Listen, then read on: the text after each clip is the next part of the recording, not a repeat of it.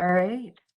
Good morning, everybody. It is 9:05 a.m. on December 17th, and this is a special meeting of the Oil Conservation Commission.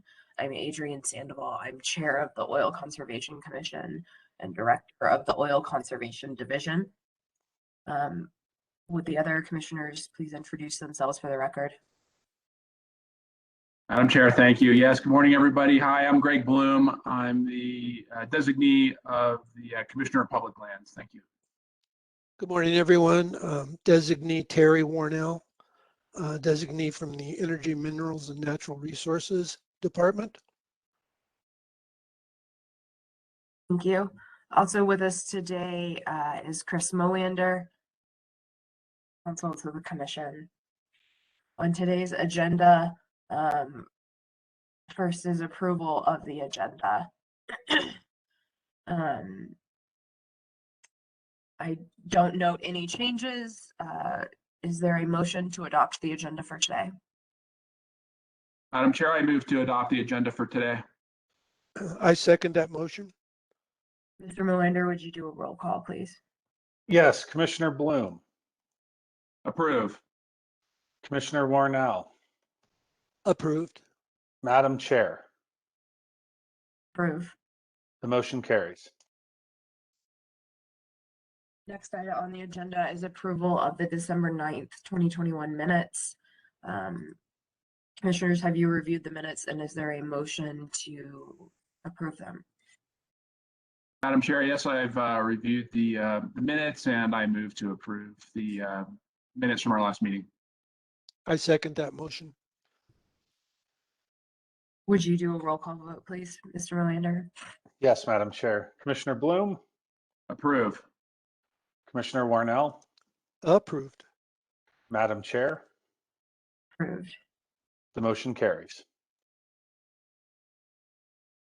Next item on the agenda is approval of the 2022 open meetings resolution. Commissioners, have you reviewed the resolution, and is there a motion to approve? Yes, Madam Chair, I've reviewed the open meetings motion, and I move to approve that. I second that motion. Mr. Moander, would you do another roll call vote, please? Yes, Madam Chair. Commissioner Bloom. Approve. Commissioner Warnell. Approved. And Madam Chair. Approved.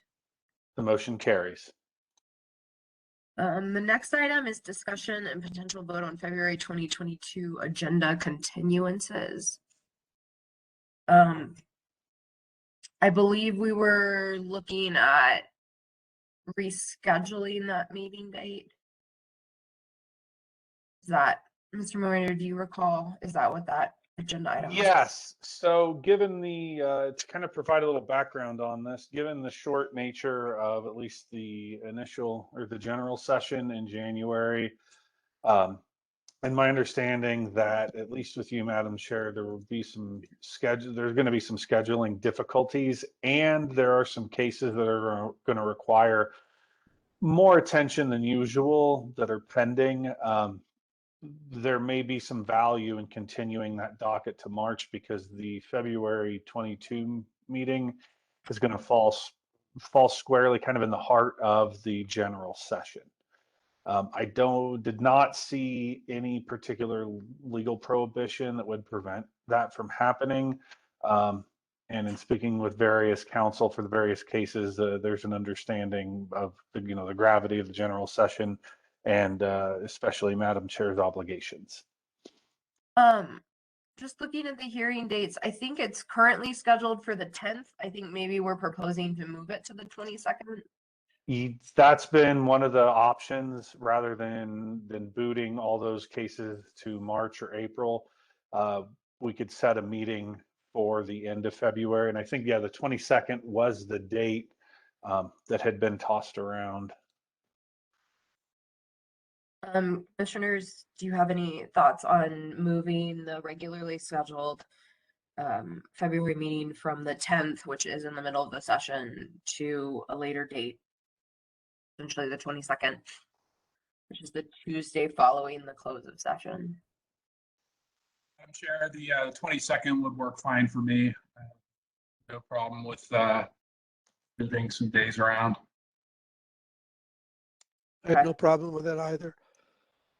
Is there a motion to modify the meeting date for February? Madam Chair, I propose to, I move to move our meeting from Thursday, February 10th to Tuesday, February 22nd. I second that motion. Would you do a roll call vote, please, Mr. Melander? Yes, Madam Chair. Commissioner Bloom, Approve. Commissioner Warnell, Approved. and Madam Chair. Approved. The motion carries. All right. Next item on the agenda, case number 22225, application of the Energy, Minerals, and Natural Resources Department Oil Conservation Division for proposed amendments to the Commission's rules on natural gas gathering systems in Part 28 NMAC. And with that, I will turn it over to our hearing examiner, Felicia Orth. Thank you, Madam Chair.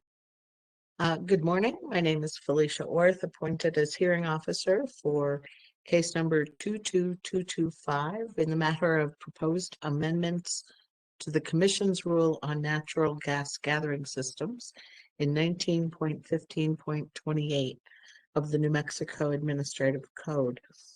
The hearing this morning will be recorded and transcribed by Paul Baca of Paul Baca Court Reporters.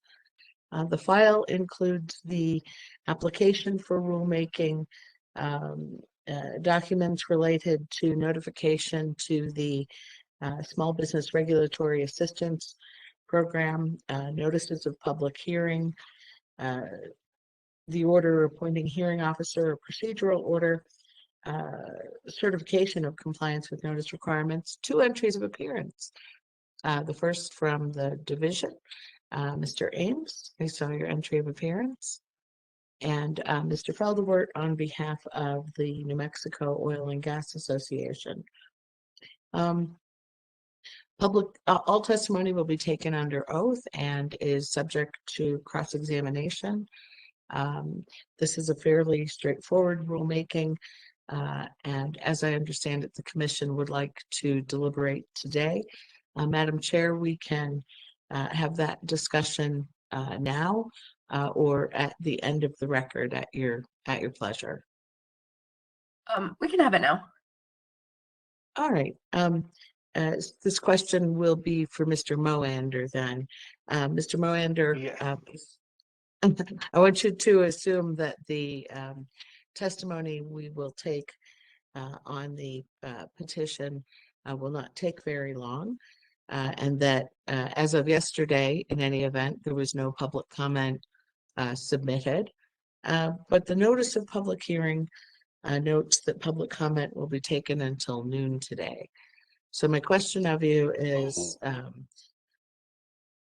whether it's possible at this point to shorten that period to the adjournment of this hearing, or whether the Commission is better advised to deliberate at noon. Let me look at that quick.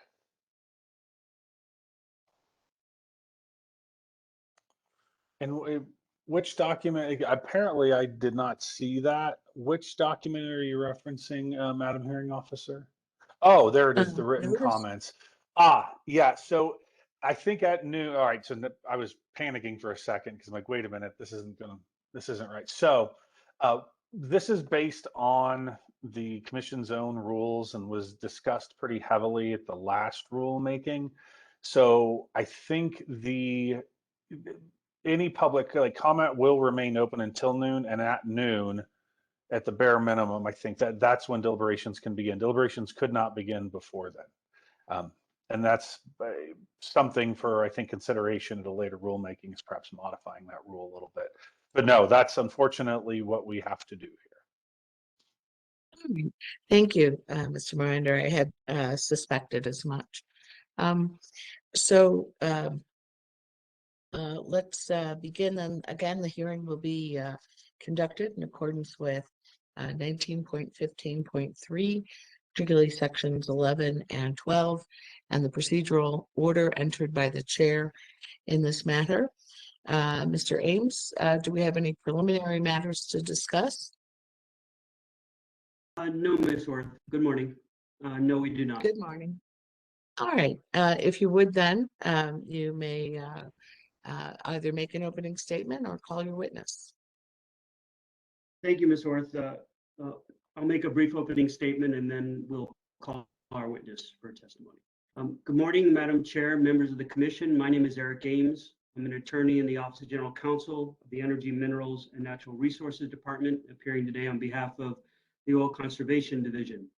Today, OCD proposes to amend two sections of 1915-28 NMAC natural gas gathering systems, which I'll refer to from here on in as Part 28. First, OCD proposes to amend Section 8F3 NMAC to correct the lost natural gas calculation. And second, OCD proposes to amend Section 10B to correct an internal citation and to change the word produced to the word gathered. These changes are necessary in OCD's opinion to ensure that operators can properly implement and comply with Part 28. OCD worked cooperatively or collaboratively with the New Mexico Oil and Gas Association, represented here by Mr. Feldwert, on these changes, and the division appreciates NMOGA's cooperation in this proceeding. It is our understanding that the New Mexico Oil and Gas Association does not propose OCD's proposal. Today, OCD has one witness, Mr. Jim Bolander. Mr. Bolander is a registered professional engineer with years of experience in the oil and gas industry, and he is quite familiar with Part 28, having appeared as the department's witness in the proceeding earlier this year to adopt Part 28.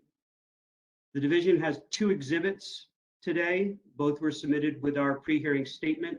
The first is Mr. Bolander's CV, and the second is a PowerPoint presentation, which is essentially an outline of the testimony Mr. Bolander will present today. With that, I'd like to call Mr. Bolander to be sworn to present direct testimony. Thank you. Mr. Bolander, if you would please spell your name. It is Jim Bolander, J-I-M. Last name is B-O-L-A-N-D-E-R. Thank you, and raise your right hand. Do you swear or affirm that the testimony you're about to give will be the truth? Yes. Thank you. Thank you, Ms. Orth. May I begin? Thank you. Jim, please state your name for the record. Jim Bolander. And are you a registered professional engineer? Yes, registered in the state of Texas. Are you also a petroleum engineer? Yes, 1984 petroleum engineering graduate from Louisiana State University. Can you describe your training and experience in the oil and gas industry? Approximately 36 years in the industry, initially with Mitchell Energy, working as a drilling, production, reservoir engineer for approximately 15 years. 15 plus years with Southwestern Energy as the roles of engineering, engineering management, vice president of operations, and head of the company's health, safety, and environmental. Retired in 2016, currently president of JLB Engineering, which is a consulting firm. Consulting contracts were with Southwestern Energy upon retirement, Independent Energy Standards, Environmental Defense Fund, as well as the project with the New Mexico Oil Conservation Division, which includes two parts. Part one was the rulemaking, parts 27 and part 28, and currently the implementation of both of those rules. Is your education, experience, and training as a petroleum engineer and as a person working in the oil and gas industry correctly reflected and more fully described in your CV, which is Exhibit 1? Yes, it is. Are you familiar with Part 28? Yes, I am, very much so. And explain why, please. The year 2020, worked with the division on writing the rules for Part 27, which is for upstream operations, and Part 28, which is for the natural gas gathering system operations. Worked with the various stakeholders in, finalizing both regulations, testified at the hearings in January of 2021 for the hearings regarding both rules, and furthermore, the implementation of both of those rules, which began in earnest in March of 2021 and currently ongoing. Great. Did you prepare testimony and a PowerPoint presentation for today's hearing? Yes, I did. Can you share that presentation with the commission, and then we'll start with your testimony? Yes, be happy to.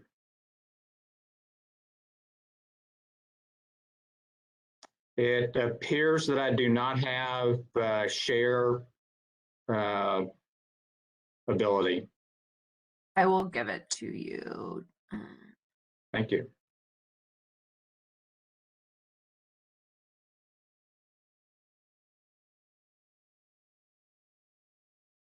All right, you should be able to now. All right, thank you.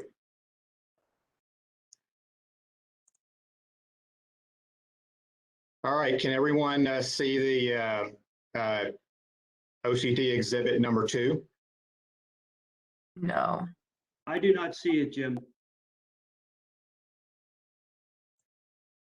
Okay. Let's see what is going on.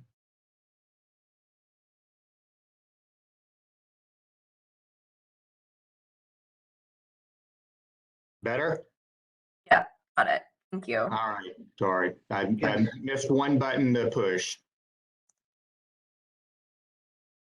Jim, let's start with the proposed change to Section 8F3. Can you describe this change and why OCD believes it's necessary? Yes. Section 8F is the reporting section for the rule. And subparagraph or paragraph 3 are the calculations for 3A, which is the calculation of lost gas, and 3B, which is the calculation of gas capture percentage. As you can see in our discussion, the calculation for the gas capture percentage is the gathered natural gas minus lost natural gas divided by gathered natural gas. The problem associated with this section is an error in paragraph 3, subparagraph A, in which we incorrectly used the wrong data for lost natural gas. And when this was discovered was during the preparation of our quarterly reporting template, as well as the monthly reporting template, the new C115B form, which is being developed by the industry or by the division. Next slide. When I concentrate primarily on this section, subparagraph A, and the problems associated with this is that we should have calculated the volume of vented and flared gas that is counted towards the operator's natural gas percentage. Unfortunately, the way it is written, it counts the natural gas not counted against the operator's natural gas capture percentage, such as beneficial use, emergency, and normal operation of pneumatics. And what this does is that in the calculation of the natural or the gas capture percentage, it creates a false percentage for operators, and thus prevents operators from demonstrating compliance with the gas capture requirements. Moving to the next slide. What you see in the revised version and the red light version is to, one, correct this, and also to simplify it, for the calculation. And we were able to see this or visualize this when we were actually putting together the quarterly report forms, and once you're, in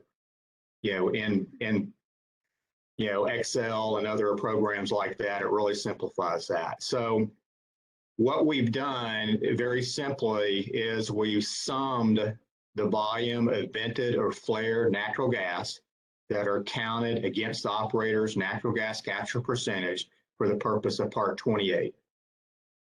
And that's simply all 3A does. We've excluded and not included in that calculation is the volume that is not counted against the operator's natural gas percentage. Therefore, and I'm going to jump back up since I have operation of 5 slides, back up to the first slide. So now what that does with that first bullet point, it correctly calculates the natural gas capture. It takes the gathered natural gas, subtracts the lost natural gas based on the new formula, and then divides that by the gathered natural gas to give an accurate description of the natural gas capture percentage, which is used in the operator's requirements in Section 10 on natural gas requirements. The second change, and I'm going to jump down a few slides, is found in Part 28, Section 10, subsection B, which is the accounting method for vented and flared natural gas. There are 2 problems, and both are carryovers from Part 27, incorrectly added into Part 28 regulation. The first one is an incorrect citation of 1915-27.8, which applies to upstream operators. And the second error is referencing natural gas produced, which is the volume produced in Part 27, which applies to the upstream operators. The final slide is to correct these 2 errors. The first one is to change the citation to correctly cite Part 28, and second is to change natural gas produced to natural gas gathered. And Eric, that concludes the slides and my explanation of the changes. Thank you, Jim.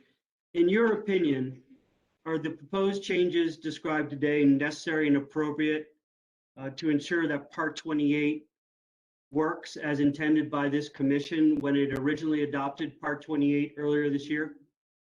Yes, most definitely. On this one right here, on this particular slide, the correction is simply to change citation and to reflect the volume of that natural gas gatherers are dealing with. And then on the first change, is to correct the calculation for lost natural gas. So very simply, both changes are needed for the implementation of this regulation for compliance. Thank you. That concludes the division's direct testimony. Thank you very much, Mr. Ames and Mr. Bolander. Mr. Felderwerk, do you have any questions of Mr. Bolander? Good morning, Ms. Orth. I do not. All right, thank you. Commissioner Warnell, do you have questions of Mr. Bolander? You're muted, sir. I have no questions at this time. Thank you. Thank you. Commissioner Bloom? No questions at this time. Thank you. Thank you. And Madam Chair? Thank you. My only question is just to confirm that this is merely a small technical change to correct the formula so that it functions properly, correct? Yes, that is correct. And this change meets the original intent of the rule? Yes, it does. Thank you, Mr. Bolander. Thank you very much, Mr. Bolander, for your testimony. Mr. Ames, is that the end of the division's presentation? It is. The division rests. All right, thank you. Mr. Felderward, do you have anything to offer on behalf of NMOGA? Ms. Orth, Madam Chair, members of the commission, NMOGA does not oppose these amendments. They are fairly straightforward, and you correctly characterized them as a technical change. This rule doesn't raise any issues of concern. It will not have proposed modification. Thank you very much. Madam Chair, I know that when you checked yesterday, we had no evidence of public comment or anyone wishing to offer public comment. If that hasn't changed, I will ask once while we're on the platform if there is anyone who wishes to offer public comment on this proposed amendment to Part 28 at this time. Checked with Ms. Davidson this morning, and as of, let me check the time.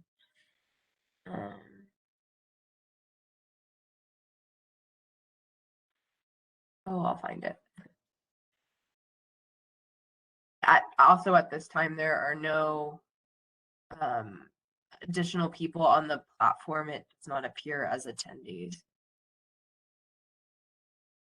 Thank you very much for checking that. Let's see. Oh, I wanted to just put on the record that unless there are objections, the division's exhibits 1 and 2, namely Mr. Bolander's resume and his PowerPoint presentation, would be admitted. Okay, exhibits 1 and 2 are admitted. Is there anything else we need to do while we're together, Mr. Ames?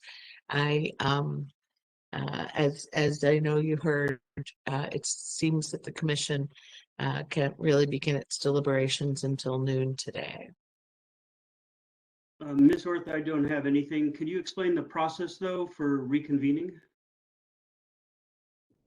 Well, so I'll just speak the words now that this part of the hearing record has come to an end.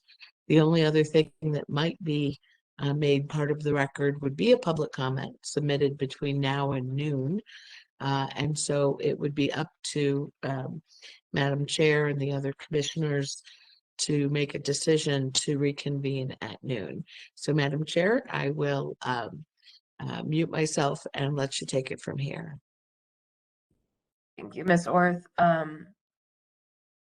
And just to confirm, as of 8:43 this morning, there were no public comments that had been received.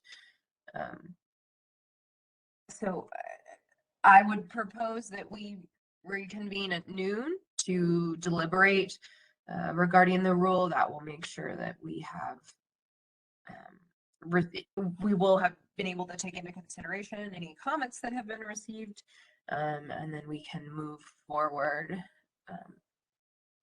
Commissioner Bloom. Madam Chair, this is Chris Moander. So I think what we want to do in an abundance of caution, and I recognize there's a level of tedium built into this, but such as rulemaking, that we keep this platform open until noon. So that way, if someone comes in, I will monitor, and I assume the hearing officer will probably be present as well.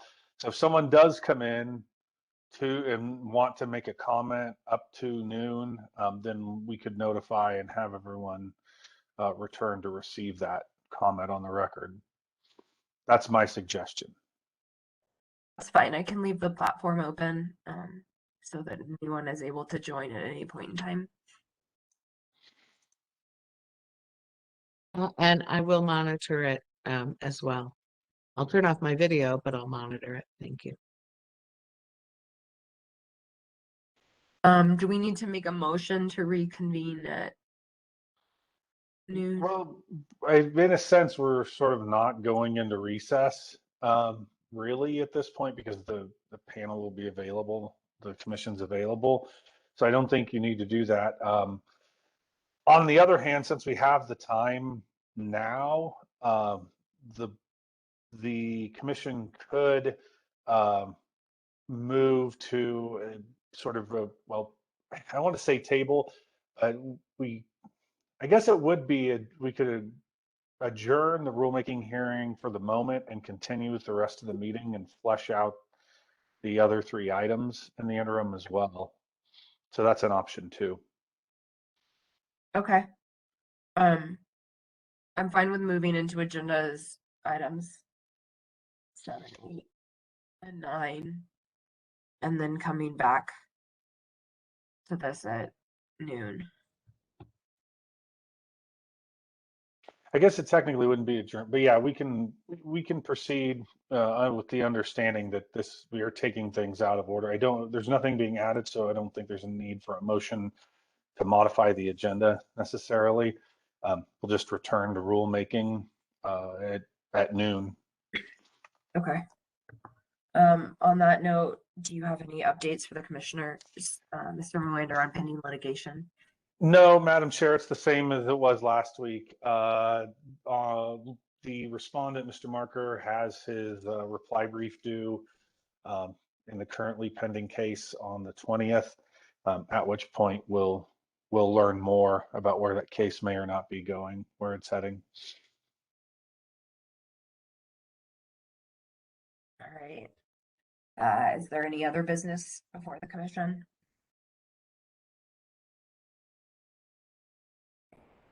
Our next meeting after today will be on January 13th. And then just making a note that the February meeting was changed from the 10th to the 22nd. And with that, we will reconvene in the rulemaking for agenda item number 6 at noon.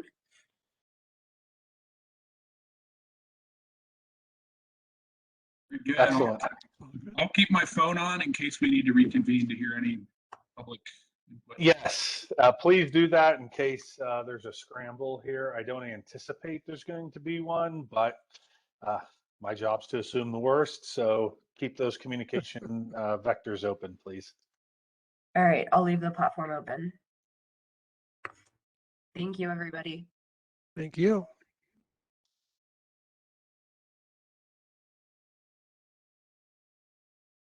To check to see if anyone has joined us in order to offer public comment on the proposed amendment to Part 28. I don't see anyone who wasn't with us before except Ms. Davidson. Ms. Davidson, have you received any public comment or request to offer public comment orally?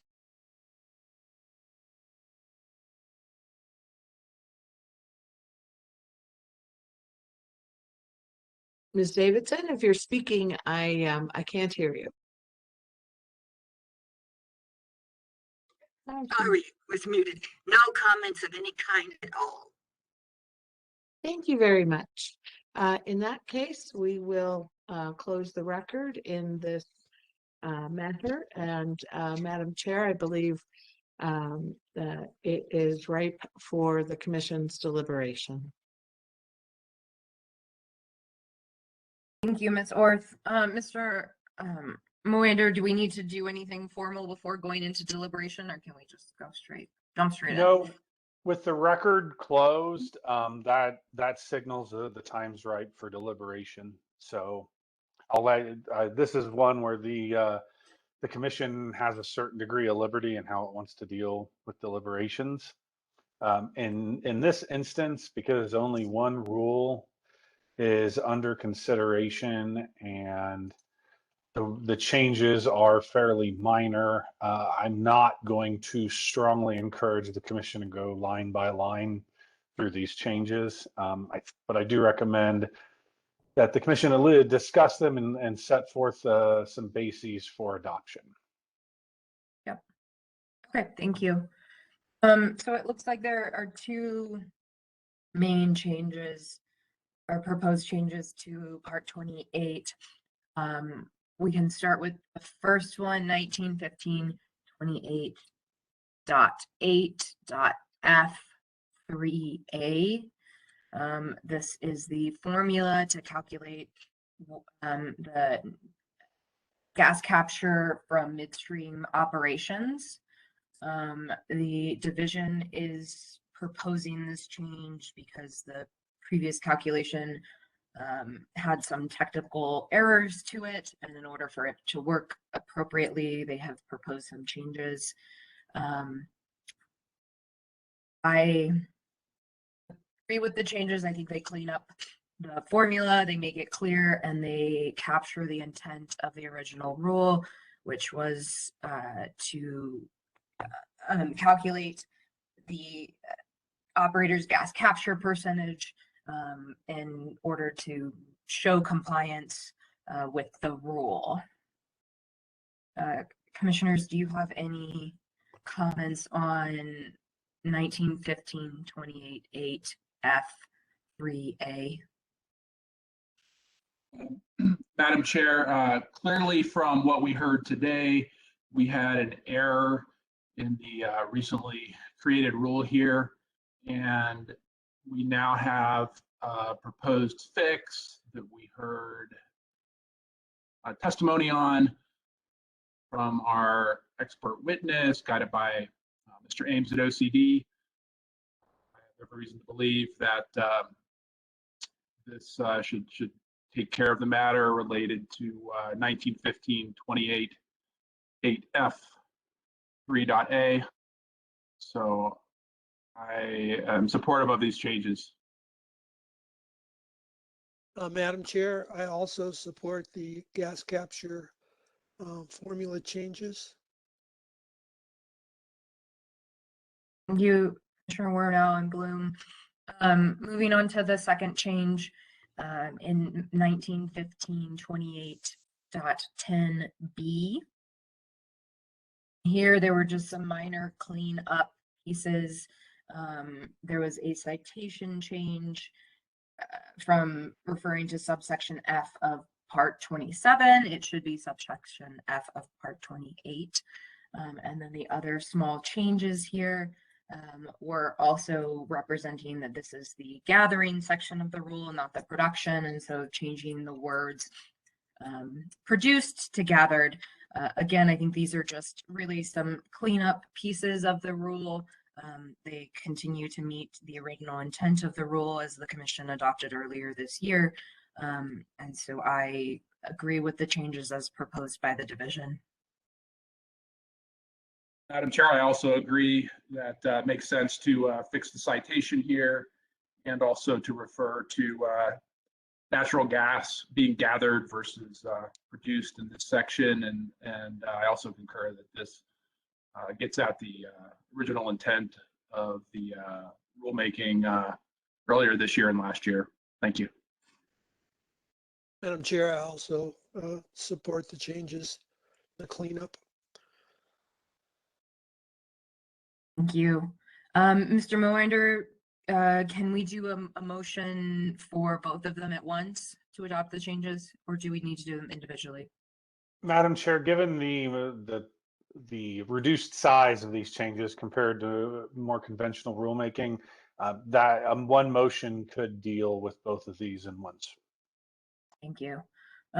Is there a motion from the commissioners to adopt the changes to 1915-28-8 F3A and 1915-28-10B as is proposed by the division in their filings? Madam Chair, I so move. Madam Chair, I second the motion. Would you please do a roll call vote? Yes, Madam Chair. Commissioner Bloom, Approve. Commissioner Warnell, Approved. Madam Chair. Approved. The motion carries and the commission has adopted OCD's proposed changes to section 28 and subsections 8 and 10. Thank you. Yes, I would propose that we do we adopt a final order at the January hearing? Yes, Madam Chair. So there's a 20-day window for any objections, request for rehearing, et cetera, in the commission's rules. So I'll have to do the math, but I think we should be okay in January. At least last time I did it, we should be okay. I will prepare all the documents for this and work with Florian and Marlene to have them properly submitted to the appropriate authorities. And in January, or in advance of January, you'll receive the draft copy of the short, concise adoption statement for consideration at the January meeting. Thank you. All right. Well, with that, we did go through the remainder of the agenda items before we went on break. And so I think with that, we are done for the day. Thank you, Madam Chair. Happy Thank you, holidays, everybody. everybody. I won't see much. I don't think we'll see each other till after the first of the year. We're done for the year. And, We're done I'd like for to the year. compliment, Mr. Moander on his Christmas tie and Mr. Felderwords as well. If I owned one, I would have been wearing it. They were excellent today. Good job, guys. All right. Thank you, everybody. Have a good Thank you. holiday. Thank you.